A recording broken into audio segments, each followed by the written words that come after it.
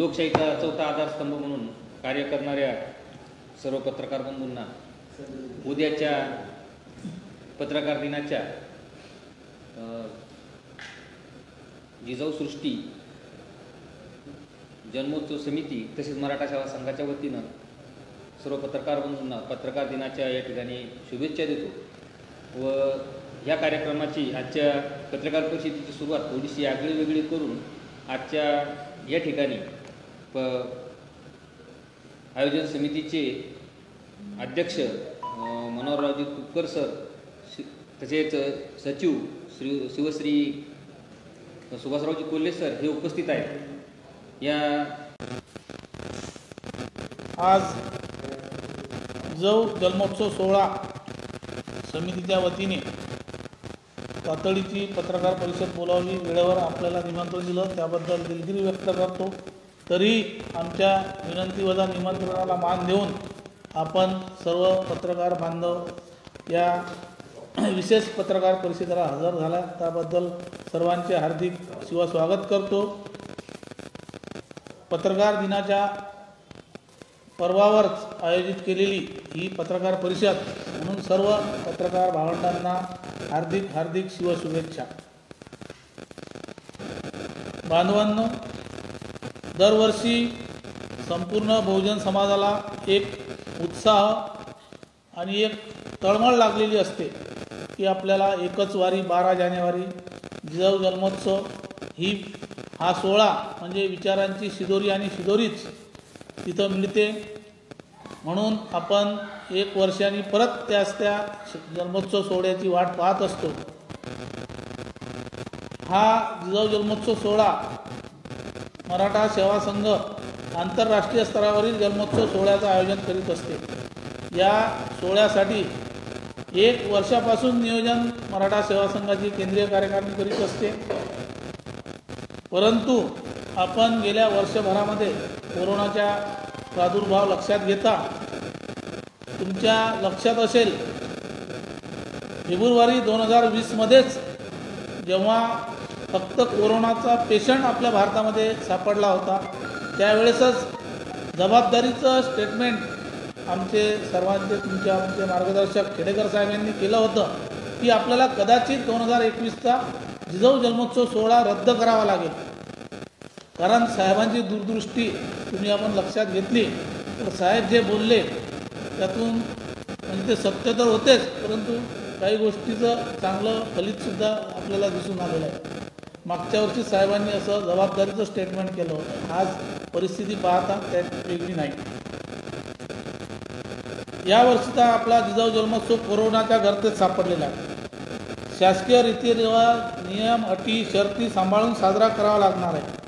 कोविड-19चा प्रादुर्भाव लक्षात घेता शासनाने काही सूचना व आयोजन समिती आम्ही दोघांनी काही समन्वय करून शासन प्रशासन आणि आयोजन समिती यांनी एक नियोजन केलेलं आहे आणि त्याचा 100% अंमलबजावणी आयोजन समिती करणार आहे, कारण आपणच जगाला एक वेगळा संदेश देत असतो, म्हणून तोच संदेश इथून या सोहळ्यामधून गेला पाहिजे याची परिपूर्ण जबाबदारी आयोजन समितीने घेतलेली आहे, त्याप्रमाणेच नियोजन झालेलं आहे।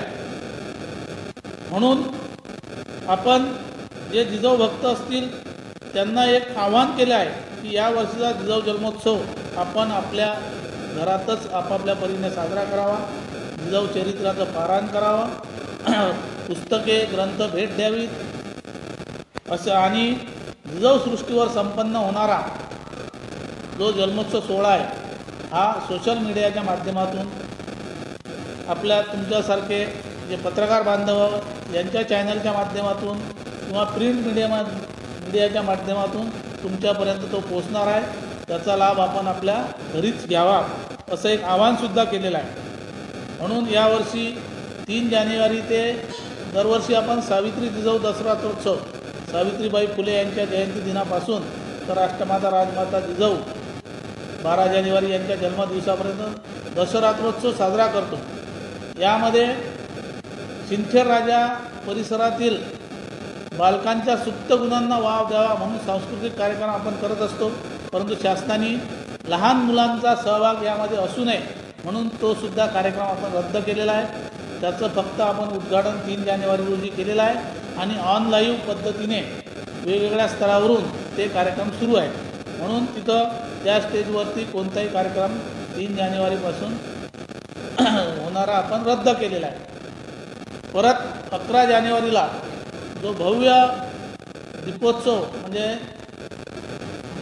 जन्मोत्सवाच्या पूर्वसंध्येवर दीपोत्सव सोहळा आणि एक मशाल यात्रा, ही मशाल यात्रा यावर्षी आपण रद्द केलेली आहे.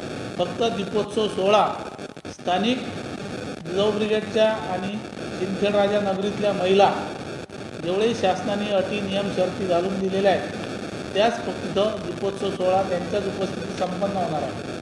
आपण शासनाने ठरवून दिलेल्या नियमाचं प्रत्येक इव्हेंटमध्ये परिपूर्ण काटेकोरपणे पालन करणार आहोत.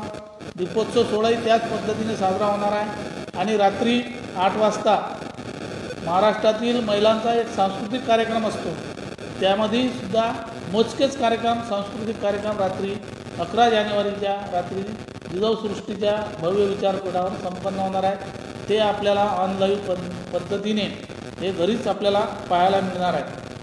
आणि मुख्य जन्मोत्सव सोहळा दिनांक 12 जानेवारी सकाळी 6 वाजता महापूजनाने या सोहळ्याची सुरुवात होईल.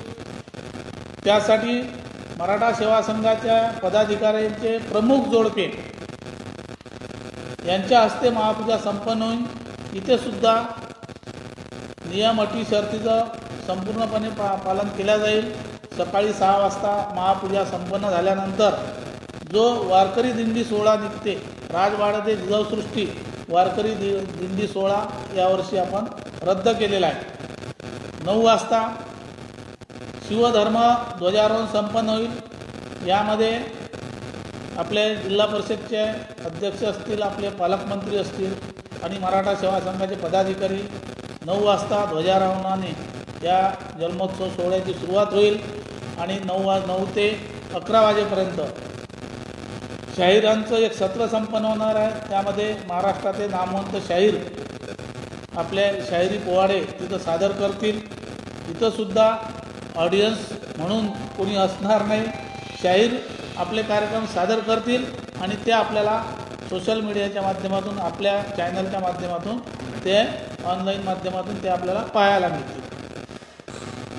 साधारणतः 11 वाजता मग जो मुख्य कार्यक्रम असतो शिवधर्मपीठावर संपन्न होणारा दुपारी 3च्या नंतरचा तो कार्यक्रम रद्द करण्यात आलेला आहे. 11 वाजता याच विचारपीठावरती जो हॉल आहे तिथं प्रमुख पदाधिकाऱ्यांच्या उपस्थितीत आपला जन्मोत्सव सोहळ्याचा कार्यक्रम तिथं संपन्न होणार आहे. यामध्ये काही प्रकाशन सोहळा असतो, विशेष सत्कार असते, सामूहिक विवाह असतो आणि नवोदित वक्त्यांचे जे मुलं, लहान लहान मुलं जे आजचे आपण वक्ते पाहिले, कोणी आमदार खासदार जेही निर्माण झालेले आहेत ते सगळे त्या मातीतूनच निर्मिती झालेली आहे. कारण वक्तृत्व आणि कर्तृत्व आणि नेतृत्व त्या मातीनेच दिलेलं आहे. परंतु यावर्षी ते नवोदित वक्त्यांचा कार्यक्रम हा सुद्धा रद्द झालेला आहे. कारण लहान लहान मुलं तिथूनच तयार झाले आणि एक आपली स्पेशल ID, एक ओळख त्यांनी निर्माण केली. तो सुद्धा कार्यक्रम नवोदित वक्त्यांचा रद्द झालेला आहे. प्रकाशन सोहळा सुद्धा आपण रद्द केलेला आहे आणि तिथं मान्यवरांचीच मनोगतं होतील.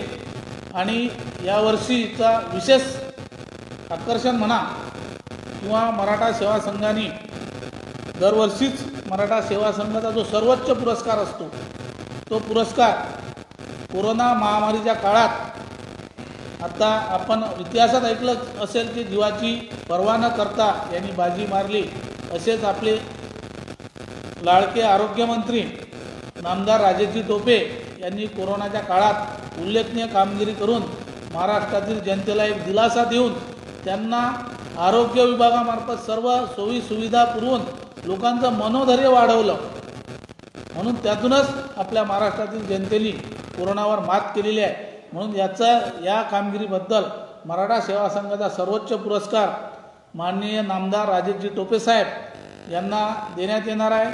साहेबांनी पण पुरस्कार घेण्यासाठी संमती दिलेली आहे आणि सहकुटुंब मी हजर राहील असं आयोजन समितीला सुद्धा साहेबांनी कळवलेलं आहे.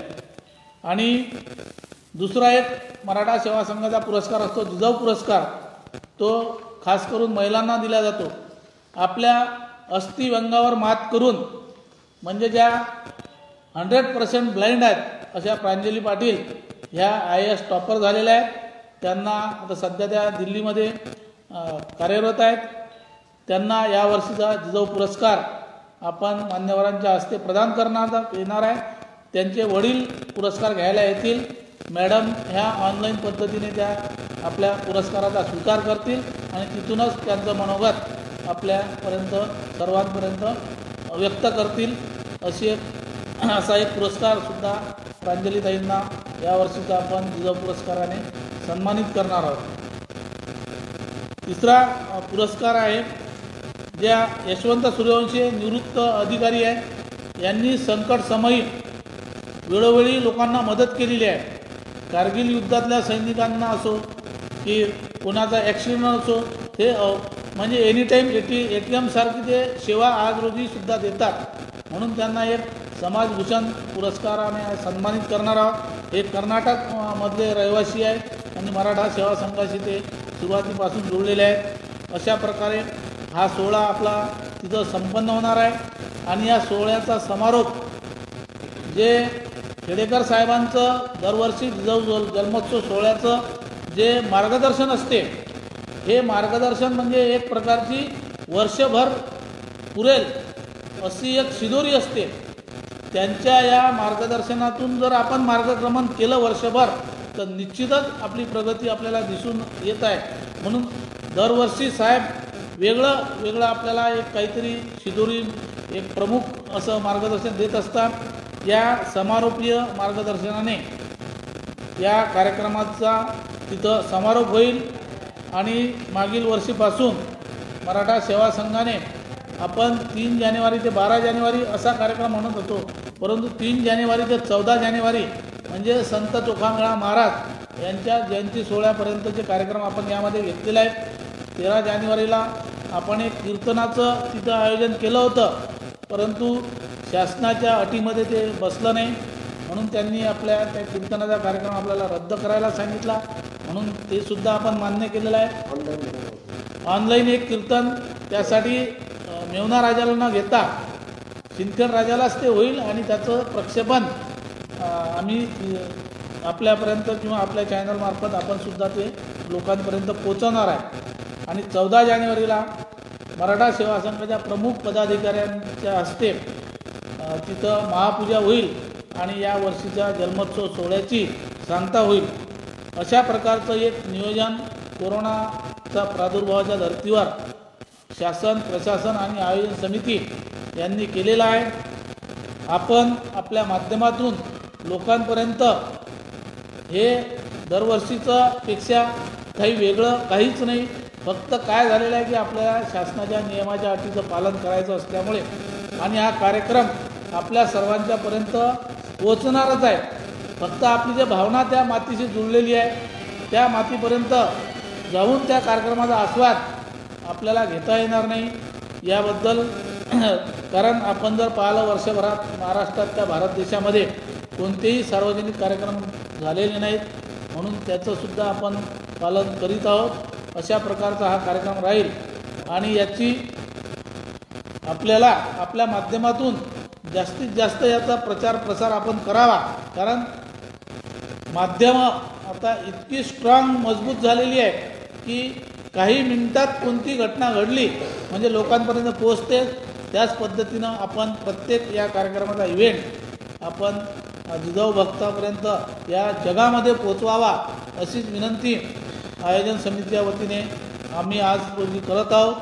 परत आपल्याला पत्रकार दिनाच्या पर्वावर आयोजन समितीच्या तर्फे जिजाऊ सृष्टी व्यवस्थापन समिती, मराठा सेवा संघ, संभाजी ब्रिगेड, जिजाऊ ब्रिगेडतर्फे तुम्हाला खूप खूप शिवशुभेच्छा प्रदान करतो आणि थांबतो.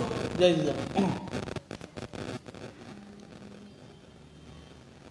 काही विचारा सांगा. हो सगळं फेसबुक हा आता ग्रुपवरच हो ना लिंक करू तिथं आपण ते वायफायची ही रेंज वाढवणार आहोत ते सगळं म्हणजे आता गर्दीचा नाहीये सध्याच प्रॉब्लेम इतके खराब आहेत हा नेटचे प्रॉब्लेम आपण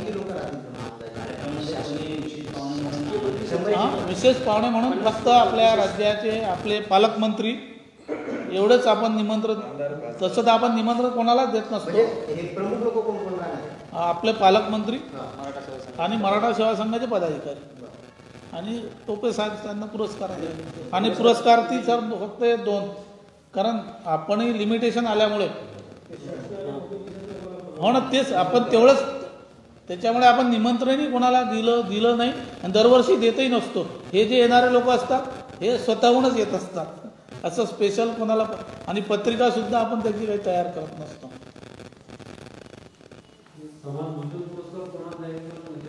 हे सूर्यवंशी आहे आपले यशवंत सूर्यवंशी कर्नाटकमधले कर्नाटकाचे असल्यामुळे कदाचित आपल्याला नवीन नाव वाटत असेल परंतु खूप चांगलं काम त्या ठिकाणी त्यांनी केलेलं आहे आणि संकट समयी जसं बुलढाणा म्हटलं की काही विशिष्ट नावं येतात आपल्यासमोर रक्त असेल दवाखाना असेल तसं कर्नाटकात काही असा ऍक्सिडेंट असेल यांचं नाव आहे त्याच्यामुळं महाराष्ट्राच्या बाहेर मराठा भूषण टोपे साहेबांचं जे आहे ते मराठा विश्वभूषण आहे तो सर्वोच्च पुरस्कार आहे मराठा IAS अधिकारी यांचा आपले मॅडम जिजाऊ पुरस्कार आहे प्रांजली पाटलाची आपण युट्यूबवर किंवा बऱ्याच वेळा ऐकलं असेल खूप सोशल मीडियावरती एक सुरुवातीला त्यांना नाकारण्यात आलं होतं हे IAS परंतु त्या लढल्या म्हणजे जिद्द त्यांच्यामध्ये नुसती अभ्यासाचीच नाही सरकारच्या विरुद्ध पंगा घेण्याची पण आहे आणि ते घेऊन त्यांनी ते सर्व अधिकार आपला मिळवलेला आहे IAS अधिकारी आणि आता दिल्लीत सुद्धा त्या करोनाच्या किंवा याच्यामध्ये त्यांनी खूप चांगलं काम केलं खूप सारं कौतुक यांचं झालेलं आहे नवोदित कलेक्टर असताना